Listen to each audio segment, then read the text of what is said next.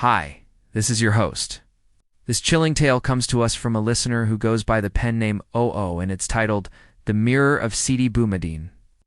They warned me never to bring anything back from haunted place, especially not from shrines steeped in mystery and legend like the Zavia of Sidi-Boumédiène in Tlemcen, but I didn't listen.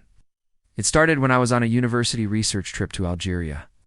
I was working on a documentary about old Sufi paths and sacred places across the Maghreb. Sidi-Boumédiene's shrine was one of the most enigmatic. Locals believed it was a portal, one of the thinnest veils between our world and that of the jinn. The moment I entered the shrine, something shifted. The air thickened.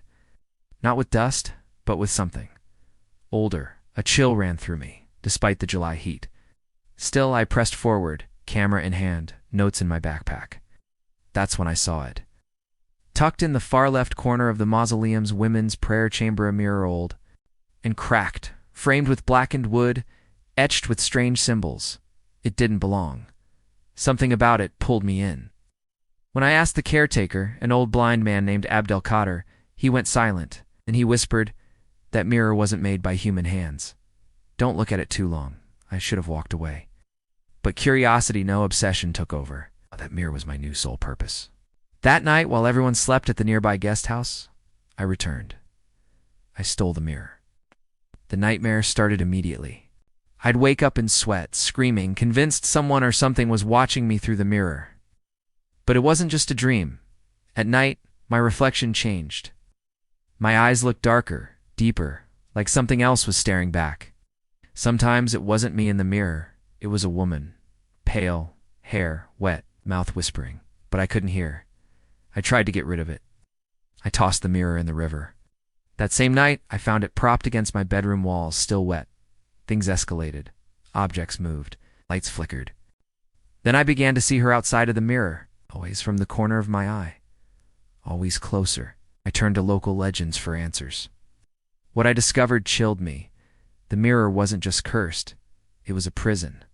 Centuries ago, a woman named Lala Samira had been accused of witchcraft in the early days of the Zavia. They said she summoned jinn for knowledge, for love, for vengeance. One night, the villagers trapped her in the Zavia and set it aflame, but she didn't burn. She disappeared. A Sufi master later claimed she had trapped herself inside a mirror using an ancient jinn-binding ritual, waiting for someone foolish enough to release her. I was that fool. The more I researched, the clearer the warnings became. Don't speak to her if she calls your name. Don't answer her questions. And above all, never let her out of the mirror. But it was too late. One night I awoke to whispering, loud, coherent, "Do you believe in me now?" The mirror was glowing. A crack split down the center. Her hands, real hands, were pressing through the glass. Ran. But the mirror followed. I don't know how to explain it. No matter where I went, hotels, airports, remote villages that found me, it wasn't glass anymore. It was a doorway. One night I blacked out. I woke up in a mental hospital in Rabi. They told me I had been found wandering the streets, screaming in 3 languages, holding a shattered mirror. That was 6 months ago. Now I speak less. I sleep rarely, and I never look in mirrors. But sometimes, in reflections, on phone screens, in windows, I see her, watching, waiting. They say you can't be cursed by an object unless you believe in it, but belief isn't required. Just a glance. Our story today is steeped in legend and lore from a culture very different than our own. And while listeners like myself might not be familiar with every aspect of North African folklore, there are some universal themes that really make this story come to life. Like, first off, we have to talk about that mirror. Mirrors in general are kind of spooky, right? They're already associated with ghosts and other things that go bump in the night. In many cultures, including here in America, we have sayings like beware what you wish for, or be careful what you invite in. And so when our protagonist steals that mirror from the shrine of Sidi-Boumédiène, we already know that he's inviting something into his life that he probably can't control. But mirrors in particular are also associated with portals. I mean, Hansel and Gretel jumped through a mirror to escape their stepmother. Alice fell down a rabbit hole that was actually a looking glass. So when our protagonist finds this mirror tucked away in a corner, it's almost like it's beckoning him to do something. Can't resist its pull. There's also the idea that mirrors can show you things beyond the normal. This again is a trope that we often see in ghost stories. In fact, if you watch the show Supernatural, the Winchester brothers are famously able to use a mirror to view ghosts, even if they can't interact with them. The notion that a mirror can reflect the spiritual realm is again very ingrained in our cultural consciousness. But perhaps what makes this mirror especially creepy is that it's not just reflecting whatever happens to be around it. Instead, the mirror seems to have its own agency, almost like it's alive. It moves on its own. It hunts down its owner, and it seems to be aware of his thoughts and feelings. In many ways, the mirror behaves like a sentient being, and that's what truly makes it terrifying. But then we have to consider what exactly is inside the mirror.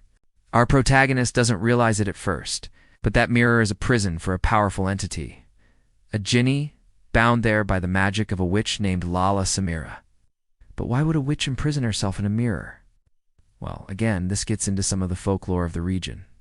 And while I am by no means an expert in North African mythology, I can tell you that jinn are a big deal. In Muslim cultures, they are elemental beings made of fire, air, water, earth, and they inhabit everything from humans to animals to inanimate objects like mirrors. They can be good or evil, helpful or malicious, and they are incredibly powerful. To summon a genie is a risky business, and only those who are very knowledgeable in the ways of magic should ever attempt it. But that's precisely what Lala Samir did. However, she was eventually caught and accused of practicing witchcraft. And rather than face the consequences, she sealed herself inside that mirror, waiting for someone to inadvertently release her. In many ways, she's kind of like Rumpelstiltskin, another magical being who makes a deal with a human. Only instead of a spindle, Lala Samara is stuck inside a looking glass. And when our protagonist takes that mirror home, he unwittingly sets her free. Of course, now she's looking for revenge, which leads to an inevitable cat-and-mouse game between her and her captor. But here's the thing, mirrors are everywhere, which means our protagonist has no place to hide. Eventually, he's driven to a mental institution, but that doesn't stop Lala Samara either. She follows him there, driven by her need for vengeance. And we never quite figure out if she's able to break through the mirror and harm him, or if he simply loses his mind because of what he's seen and experienced. Either way, it's pretty clear that she's won in the end, which gives our story a nice sense of finality. Now, in addition to these universal themes and ideas, this story also brings up some interesting points about colonialism and cultural appropriation. Our protagonist is a European researcher who's simply curious about North African folklore, but he doesn't respect the boundaries that are placed upon him by the locals. When he steals the mirror, he essentially steals a part of their culture. And I think this is intentional on the author's part. We often see people from more privileged backgrounds acting this way, taking what they want without asking and suffering the consequences later. But whether this story has a happy ending or a sad one depends on how you look at it. On the one hand, our protagonist suffers greatly because of his obsession with the mirror. He doesn't get any closure, and he's likely never going to find peace. But on the other hand, he learned something about himself and about the world. He gained knowledge that he may not have otherwise been able to attain. So it's up to you to decide what happened to him in the end.